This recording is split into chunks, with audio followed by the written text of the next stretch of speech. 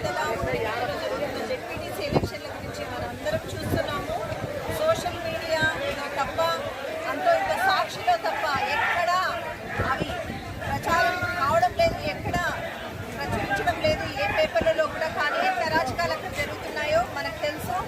ఒకటి అందరూ ప్రజలు గమనించాలి, మనము ఈరోజు వాళ్ళు గెలిచిన అది గెలుపే కాదు, మనదే ఆ గెలుపు. ఎందుకంటే ఎంత భయం లేకపోతే ఈరోజు మన అభ్యర్థులు గెలుస్తారని ఎంత భయం లేకపోతే అన్న అరాచకాలు సృష్టించి బూతులు మార్చి తర్వాత ఓట్లు వేయకుండా ఆ స్లిప్స్ లాక్కుని ఇన్ని చేస్తున్నారంటేనే వాళ్లకు ఎంత భయం ఉందో తెలుస్తుంది మనోళ్ళు గెలుస్తారని. కాబట్టి అందరూ ప్రజలు గమనించాలి. సోషల్ మీడియా ద్వారా ప్రతి ఒక్కరూ ఈ పోస్టును షేర్ చేయండి, అందరికీ తెలియాలి. ఈరోజు అక్కడ ప్రజాస్వామ్యం అనే దానికి అర్థం లేకుండా కూడి జరిగింది. ఇది అంబేద్కర్ రాజ్యాంగమే కాదు. ఇలా జరిగితే మనకు జరిగే ఎలక్షన్లకు అర్థమే లేదు, అసలు ఎలక్షన్లు జరపాల్సిన అవసరమే లేదు. ఒక అభ్యర్థికి కూడా ఓటు వేసే హక్కు లేకపోతే ఏం న్యాయం అండి ఇది? అసలు చేతనైతే ధైర్యంగా ఓట్లు వేయించుకొని గెలిపి చూపించండి. ఇది ఒక గెలుపేనా? దీన్ని మేము తీవ్రంగా ఖండిస్తున్నాం.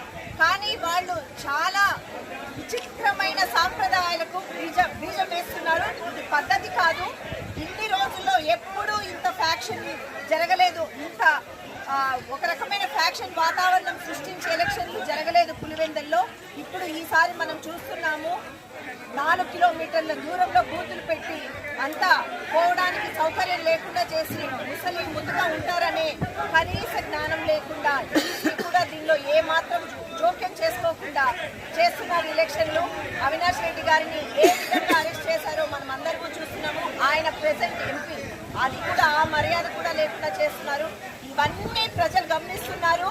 వీళ్ళు అనుకుంటున్నారేమో ఇలా చేసే ప్రజలు భయపడి వచ్చే ఎలక్షన్స్ లో ఎవరు ముందుకు రారని. అది చాలా తప్పు. ఇంకా రెట్టింపు ధైర్యంతో వస్తారు, రెట్టింపు తెగింపుతో వస్తారు. ఎందుకంటే ఎవరినైనా ఒక రేంజ్ వరకు ఒక వరకు భయపడతారు, కానీ ఇలా అడగదొక్కితే ఇంకా 10 రెట్లు ఎక్కువగా లేస్తారనేది మనం అందరం గమనించాలి. తప్పకుండా మేము దీన్ని తీవ్రంగా ఖండిస్తున్నాం.